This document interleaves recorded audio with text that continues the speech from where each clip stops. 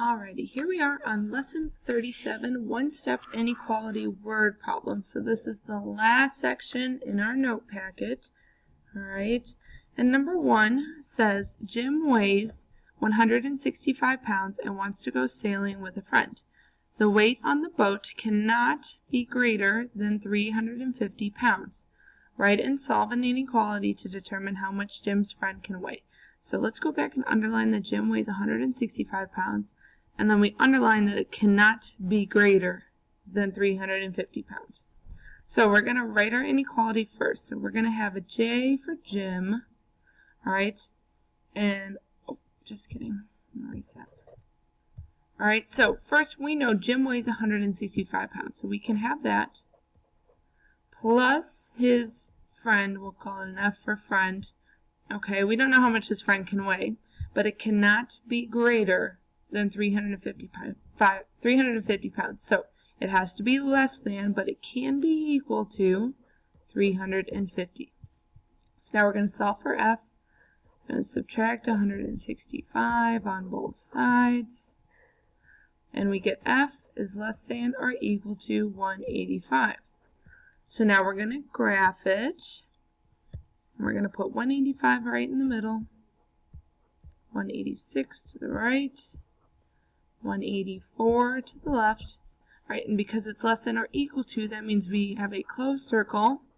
And less than means that we're shading everything smaller. So everything to the left.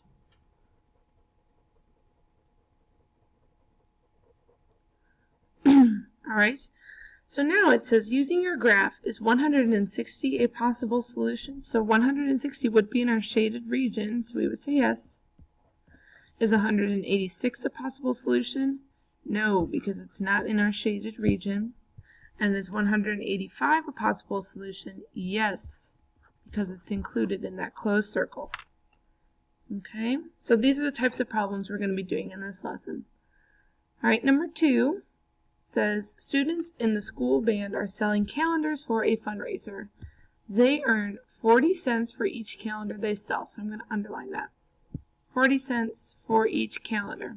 Their goal is to earn more than $327. More than is a big phrase.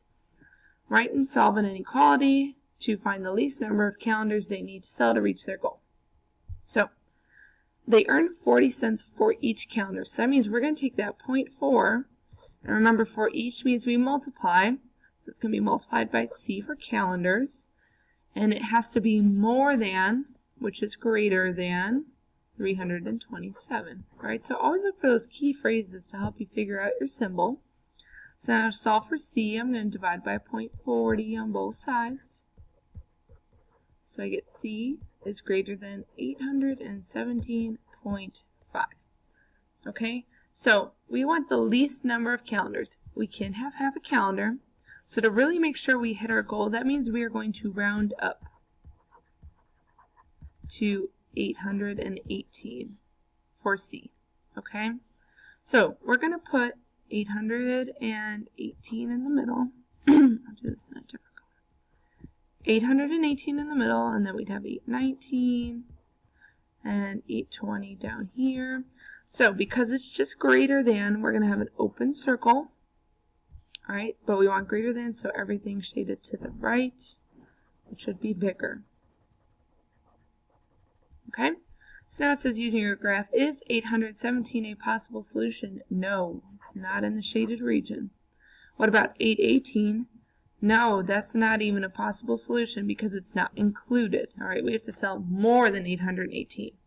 Is 700 a possible solution? Definitely not. It's not in our shaded region. Okay. Let's go ahead and flip the page. We have 2 more here. This one's a little shorter. It says 6 increased by a number is at least 18. So again, we have increased by and then at least. So we're going to start with our 6. Increased by means we're adding by some number, we'll call it x, is at least 18, which means it is greater than or equal to 18. So now to solve for x, we're going to subtract 6 on both sides. So we get x is greater than or equal to 12. So we go to graph, we put 12 in the middle, 13, and here's 11. We can have a closed circle on 12 because it's greater than or equal to. And then because it's greater than, we're going to shade everything to the right. Alright, make sure you include your arrow.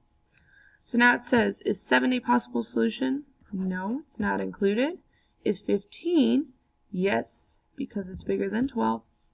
Is 12 a possible solution? Yes, because it's included, because it's greater than or equal to, and we have that closed dot. Okay?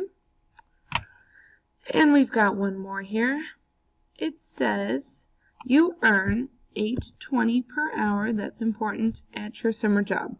Write, solve, and graph an inequality that represents the number of hours you need to work in order to buy a smartphone that costs $399. So, we earn $8.20 per hour, so again, we're going to multiply because of that word per. So we're going to have 8.20. I'm going to use H for hours. And we need to earn at least $399. Okay? So that means it needs to be greater than, but it can equal $399. Okay, to be able to buy that phone. So now to solve for H, I divide by 8.20 on both sides. And I get H is greater than or equal to, and when you divide that, you get 48.6. Right? You can't really work 6/10 of an hour, so we're going to round up again to make sure we hit that goal. Round up to 49. So now all we have to do is graph. So here's my line. And we're going to put 49 right in the middle, and then we have 50. And then 48, and because it's greater than or equal to, we can include 49 this time.